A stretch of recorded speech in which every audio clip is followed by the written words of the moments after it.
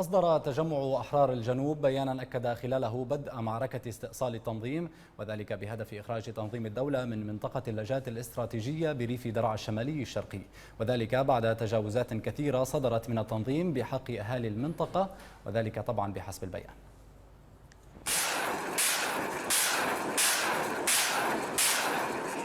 وجه آخر لمعارك درعا وريفها، فبعد مناشدات كثيرة أطلقها مدنيون وناشطون بريف درعا من تجاوزات لعناصر تابعين لتنظيم الدولة وتمدده من مناطق في ريف السويداء الشمالي باتجاه منطقة اللجات التي تضم عدة قرى، اتخذ تجمع عشائر أحرار الجنوب زمام المبادرة متوعدا التنظيم بإخراجه من المنطقة بالكامل تحت شعار معركة استئصال التنظيم.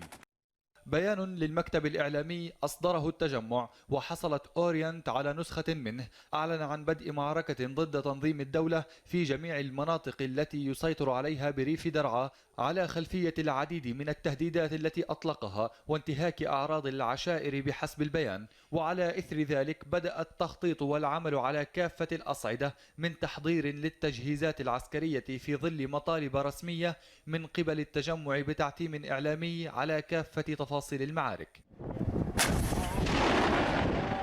تجمع عشائر أحرار الجنوب باشر بهذه الخطوة نظرا للثقة التي يحظى بها من قبل الأهالي، وذلك نظرا لمشاركته في جميع المعارك التي خاضها الثوار في إطار تحرير درعا، فضلا عن قيامه بتخريج عدد من الدورات التدريبية، وتدربوا على عدد كبير من الأسلحة الفردية والنوعية، وكان آخرها منذ أيام قليلة، كما أنه يضم 80% من أبناء عشائر جنوب سوريا من السويداء إلى درعا والقنيطرة وريف دمشق، ويبلغ تعداد عناصره ما يقارب من 3000 مقاتل، بينهم عدد كبير من الضباط والعناصر المنشقين عن قوات النظام.